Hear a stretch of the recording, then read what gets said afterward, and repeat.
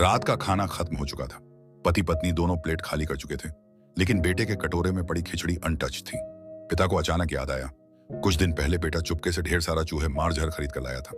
वो बेटे के चेहरे की घबराहट पड़ चुका था और अगले ही पल उसकी कॉलर पकड़कर सच उगलवा लिया। बेटे ने खाने में जहर मिला दिया था। पत्नी फोन उठाकर पुलिस बुलाने दौड़ी, पर तार पहले ही काटा जा चुका था। पल भर में पति के पेट में जलन उठी, मुंह से खून उगलते ही वो जमीन पर ढेर हो गया, हमेशा के लिए। पति की लाश देखकर पत्नी के हाथ में गुस्से से किचन की छुरी आ गई। वो बेटे के पीछे भागी, मगर सीढ़ियों पर फिसली। छुरी उलटी घुस गई और वहीं उसकी सांस थम गई। बेटा अब अकेला था। उसने जेब से चाबी निकाली और घर के तहखाने का ताला खोला। उसके अंदर बंद थी उसकी असली बहन। पर जैसे ही दरवाजा खुला, अंधेरे में से गूंजा एक अजीब ठंडा हंसी का स्वर। कुछ दिन पहले की बात है। रात में दीवार के अंदर से ठक ठक की आवाज आई थी।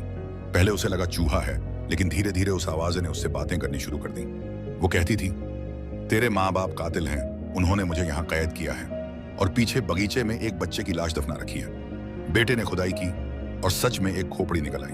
अब उसे यकीन हो गया, ये सच है। और इसी डर में उसने अगले दिन माँ बाप के खाने में जहर मिलाया। लेकिन ताला खुलते ही वहां उसकी बहन नहीं, बल्कि एक भयानक विकराल राक्षस खड़ा था। वो बाहर निकला और सामने आ रहे स्कूल के गुंडों को पल में चीर डाला। तभी दरवाजे पर अध्यापक आ पहुंचे। बेटे की चीख सुनकर वो राक्षस से भिड़ गए। दोनों ने मिलकर किसी तरह उस दैत्य को फिर से तहखाने में बंद कर दिया और इस तरह एक खौफनाक रात का अंत हुआ।